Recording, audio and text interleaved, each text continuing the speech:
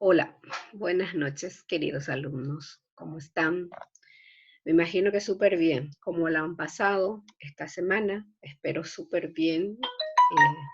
Me imagino que lo estarán disfrutando en la casa. Bien, vamos a dar continuidad a lo que fue nuestra clase pasada. Hoy ya vamos a adentrarnos a algo más que nos llame la atención, que se titula en nuestro contenido, la investigación y la evaluación. De hecho que si nosotros vamos a estar atendiéndole a personas en consultorio, debemos de investigar y mucho también el comportamiento de las personas, ¿verdad? Entonces, si vamos a investigar, nosotros necesitamos evaluar desde un comienzo. Bien, de eso se trata un poquitito lo que va a ser nuestro contenido del día de hoy. Bien, una investigación es un proceso por el cual se aplican métodos científicos, procuran obtener información relevante y fidedigna. Para esto, nosotros debemos de entender de que esto procura obtener información relevante, como les dije, y entender también, verificar, corregir o aplicar los conocimientos ya adquiridos. Ustedes saben que es importante que de la parte teórica nosotros arranquemos para que podamos trabajar sobre ello. Bien, hay tipos de investigaciones que debemos de conocer o ya sabemos, yo sé que ustedes ya lo saben, ¿verdad? Por dos tipos que debemos de considerar rotundamente, así por decirlo, ¿sí? Son las investigaciones cuantitativas y las cualitativas. Las cuantitativas ya nos dice todo, lo que nos dice cuánto, el nivel, por ejemplo, ¿verdad? Y también la cualitativa es aquel que denota los rasgos, así por decirlo. Y la cuantitativa nos dice cuántos tipos de rasgos, cuántos, ¿verdad? Bien. Bien, la evaluación psicológica, sabemos nosotros que es una disciplina que nos dice a nosotros o nos muestra los aspectos del comportamiento humano. Esta medición se realiza por medio de metodologías y herramientas básicas. Y en ello encontramos nosotros que existen las técnicas proyectivas, los test psicométricos, así como ya estábamos diciendo que para que nosotros podamos evaluar debemos de eh, debemos de tener instrumentos necesarios y técnicas a utilizar para que podamos hacer una buena evaluación. Pero desde de el paciente llama para marcar una consulta, sabemos nosotros que ya tenemos que evaluar. Para ello es importante la forma del cómo nosotros lo tomamos para que podamos eh, recibir ese mensaje, ¿verdad? Desde un comienzo. Entonces, la observación es nuestra técnica muy importante que va a lo largo, desde un comienzo hasta el final de nuestro tratamiento. La observación es lo más importante. Y luego, que no puede faltar, y sabemos bien que estos dos instrumentos son los que nosotros debemos de utilizar constantemente, que es la entrevista. Luego tenemos las otras pruebas psicológicas, ¿verdad? Muy importante, y los registros psicofisiológicos que utilizamos también para que podamos nosotros determinar el comportamiento que tienen las personas dentro de su ambiente, de su lugar donde, y del día a día, porque sabemos nosotros que no podemos acompañar las 24 horas del día. Entonces, es importante que ellos mismos se evalúen. Y nosotros debemos de saber motivar también en ese sentido. Bien. Eh, Hay etapas dentro de la evaluación psicológica que nosotros debemos manejar. Y esas etapas, eh, con la entrevista clínica es lo que nosotros debemos de buscar para que podamos hacer de la mejor manera posible. La aplicación de la batería de los test psicológicos también es importante. Dentro de lo que va a ser la evaluación, también el análisis de los contenidos conductuales es importante realizarlo. Y también es importante considerar el dictamen que dentro del análisis que comprende los aspectos desprendidos, así como la ponderación de los elementos clínicos pertinentes en el marco de ese examen. Y también tenemos por último la conclusión y su comunicación a la persona examinada, ¿sí? Eso es la parte evaluativa. Tenemos también los objetivos de la evaluación para qué nosotros queremos. Primero es para describir las características de la personalidad del paciente. Luego clasificar, es decir, enmarcar en una categoría determinada. Predecir el futuro del comportamiento del paciente, ¿verdad? Sabemos nosotros que si nosotros vamos a estar trabajando con las personas, vamos a estar determinando ciertos tipos de comportamiento, rasgos de comportamiento, pero nosotros necesitamos saber la frecuencia de ellos. Entonces, es importante predecir ese futuro, a ver si va a ser más, por ejemplo, una ansiedad, ¿verdad? Y la ansiedad va a ser puede que mañana genere más ansiedad si es que yo no registro y no entiendo, ¿verdad? Entonces, podemos nosotros ayudar de una manera diferente utilizando otras técnicas para que ese riesgo no corra el paciente. Luego, controlar determinadas características actuales, así como les dije, la ansiedad, por ejemplo, que nosotros podamos determinar en cierto momento, entonces, la persona ya va a saber cómo afrontar si nosotros utilizamos las técnicas correspondientes. Hay fases de la evaluación muy importantes también. La primera fase es la fase de recogida de informaciones. Sabemos nosotros que a partir de la llamada del teléfono ya nosotros debemos, por teléfono para la marcación, ya debemos de entender que va a haber una información precisa del paciente o por lo menos el motivo de consulta ya vamos a ir sabiendo, ¿verdad? Entonces, condiciones pasadas, actuales, ya eso nosotros debemos de manejar en esta primera recogida de información. ¿Por qué? Porque en la primera entrevista ya vamos a tener nosotros el anamnesis de la persona, o sea, el historial de vida de las personas. Tiene que ser a profundidad el primer día. Bien, la segunda es la formulación de hipótesis de deducción y enunciados. Sabemos nosotros, y verificación, ¿verdad? Sabemos nosotros que cuando el paciente viene, se va, ya empezamos nosotros con nuestra primera hipótesis.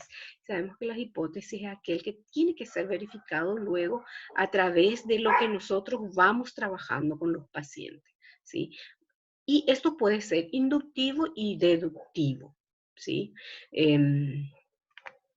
Luego tenemos la fase de contrastación de hipótesis, ¿verdad?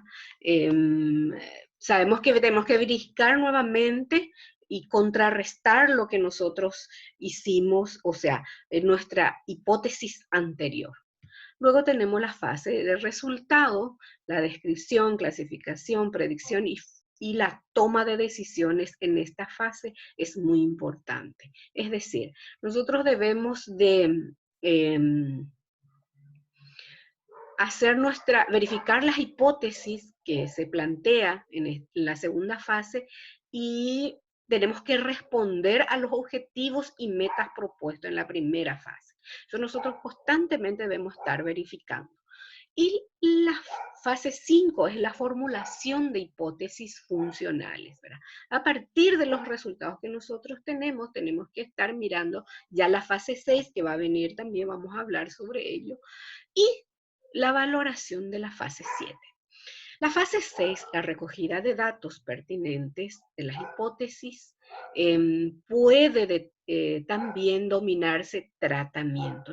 Esta fase es muy importante porque nosotros ya recogimos o recabamos los datos pertinentes de estas hipótesis y aplicamos, ¿verdad?, el tratamiento debido al objetivo central para la aplicación, ¿verdad?, para fines posteriores que estamos, y contrastar experimentalmente las hipótesis formuladas en la fase 6.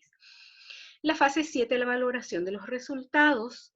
Es importante que nosotros podamos comprobar esas hipótesis formuladas anteriormente, valorar a través del tratamiento psicológico. La fase 8, los resultados, el objetivo de esta fase es comunicar los resultados desde la concepción del objetivo, realizar el informe. Podemos nosotros hacer esos informes a nivel oral o también escrito, ¿verdad? O sea, podemos hacerlo escrito y transmitir verbalmente, ¿verdad? De esta manera responde a las metas propuestas de la fase primera del proceso, ¿sí? El proceso de evaluación, o sea, el seguimiento es importante que nosotros tengamos, la fase 9. ¿Por qué? Porque cuando nosotros tenemos ya la dificultad X de esta persona, nosotros debemos de entender de que el tiempo de seguimiento para que esta persona pueda tener para intervenir dentro de lo que va a ser el cambio o la mejoría de esa dificultad, nosotros debemos más o menos dar ya una respuesta al paciente. ¿Cuánto tiempo? Bueno, esto es el proceso. Si tenemos algún protocolo que nosotros vamos a desarrollar con ellos, entonces hablar ya sobre eso. Estas técnicas de evaluación, es importante la observación que yo les estoy poniendo ya en anexo, en un trabajo que va a ser muy importante, que tienen que leer y también analizar eso, ¿verdad? La observación, cómo vamos a ir realizando esa observación, porque tiene sus momentos, ¿verdad?, que muchas veces nosotros no lo entendemos tan bien. Bien. Formular o verificar las hipótesis. El objetivo de esta observación es recoger datos para formular o verificar las hipótesis, ¿verdad? Entonces, es importante que nosotros, a través del contexto de la evaluación, esas hipótesis ir verificando así como dijimos. Bien, ¿qué es lo que nosotros tenemos que observar? Son las conductas y las interacciones dentro de ellas. Van a ir leyendo ustedes un poquitito que después vamos a estar comentando también. Hay productos de la conducta que debemos de estar nosotros verificando, ¿verdad?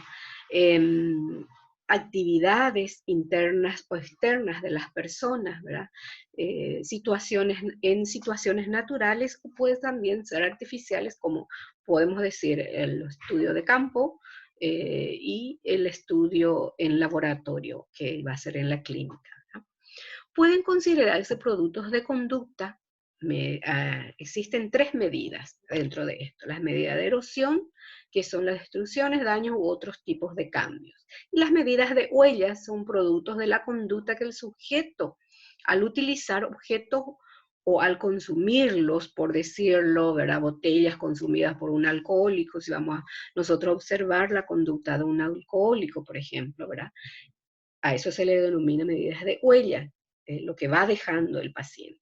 Y las medidas de archivo, dibujos, notas del currículum académico, es muy importante, documentos personales, clásicos, test de ejecución, etc. ¿Qué unidades nosotros podemos medir? ¿Cómo? ¿Qué medir en la unidad? La ocurrencia. constatación de si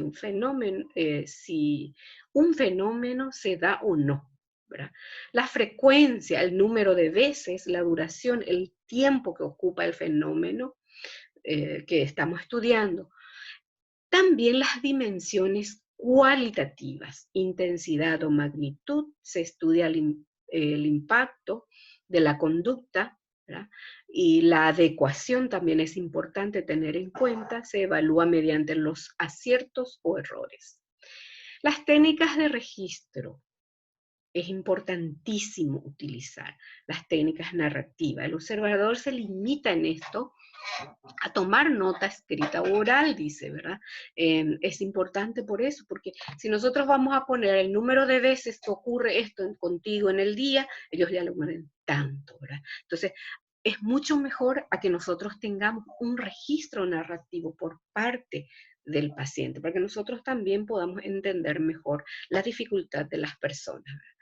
Bien, técnicas de registro, las escalas de apreciaciones, ¿verdad? Es importante considerar en esto.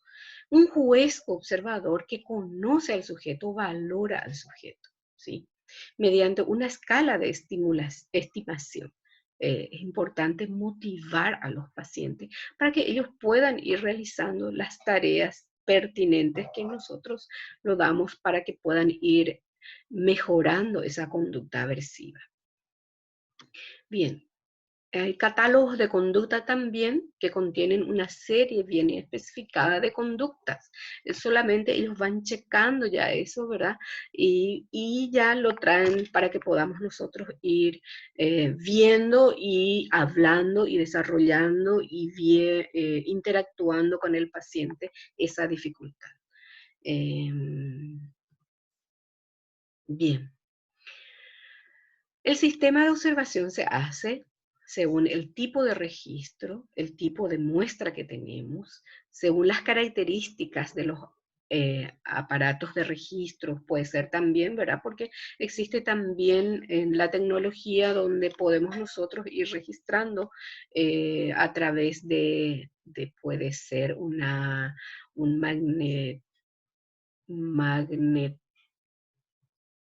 algo magnético, ¿verdad? Yo conozco a un psiquiatra que tiene un aparato magnético que también detecta un poquitito, ¿verdad?, el daño que padece esa persona según su trastorno, ¿verdad? Entonces, eso también es un buen registro que podemos utilizar donde nos plantea a nosotros los problemas metodológicos que se han de tener en cuenta, ¿verdad? Para que podamos nosotros entender mejor. También la entrevista que tenemos, ¿verdad? Es muy importante. Sabemos nosotros la definición de entrevista, que tenemos que estar cara a cara con las personas para que podamos entender. En algunos casos se hace a nivel escrito, pero lo más recomendable es verbalmente. También una de las técnicas que debemos nosotros de considerar primordial son los autoinformes, ¿verdad? Consiste en que las personas deben realizar la autoobservación de sus comportamientos fisiológicos, motores y o cognitivos, tanto presente como del pasado, ¿verdad?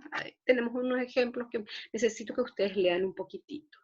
Después tenemos los test psicométricos como técnicas también, ¿verdad?, que tienen sus características peculiares que debemos también de ir tomando en cuenta, ¿verdad? Y buscan medir rasgos puntuales de la personalidad y de la inteligencia. Y las técnicas objetivas, también estos instrumentos permiten la observación y el registro de los objetivos que nosotros nos planteamos, ¿verdad? Y las técnicas subjetivas que permiten la calificación según atributos o descripciones verbales. Hay ejemplos que debemos de manejar. Y los modelos de evaluación psicológica, que es muy importante también que tengamos en cuenta, que hay modelos El primer modelo es el atributo, el dinámico, el médico, el conductual, el cognitivo y el constructivista. Cada uno tiene sus tipos de variables, sus técnicas metodológicas, las técnicas mismas que tenemos que utilizar para que podamos entender este modelo en caso necesario y utilizarlo, los objetivos de los mismos, ¿verdad? ¿Para qué sirve, verdad? Y en qué contexto debemos de utilizar. Es muy importante que nosotros determinemos, tenemos nuestra bibliografía como digo bien, de Ballesteros, ¿verdad? Que podemos ir leyendo, vamos a encontrar esto bien descrito, y sigamos el proceso para que podamos ir entendiendo mejor. Y bueno, estoy muy contenta con este tercer encuentro que nosotros vamos teniendo ya y espero, ¿verdad?, que podamos nosotros ir interactuando de la forma más eficaz. En el foro me hagan preguntas, tenemos tareas que nosotros estamos haciendo y lo que le estoy dejando a ustedes un poquitito es cómo hacer nuestros propios autorregistros para que utilicemos con nuestros pacientes según las dificultades. Le estoy dejando paso a paso, proceso por proceso, para el desarrollo de ese autorregistro. Entonces, por favor, les insto, es muy bueno y cuanto más lo hacemos nosotros nos sentimos más capaces. Entonces, buenas noches, yo les deseo a ustedes la mejor semana y cualquier cosa, una consulta, estamos en el WhatsApp. Gracias a ustedes.